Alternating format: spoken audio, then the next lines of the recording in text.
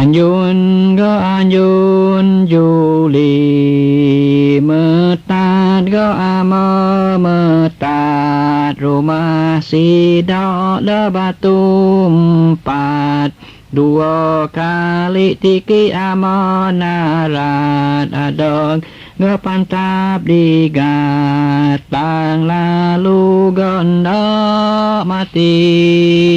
anyun anyun Juli Kaya ago gaya rumah sidak tinting atau meda Aka lalu dumanyuhan namia balat ricah agak rami raga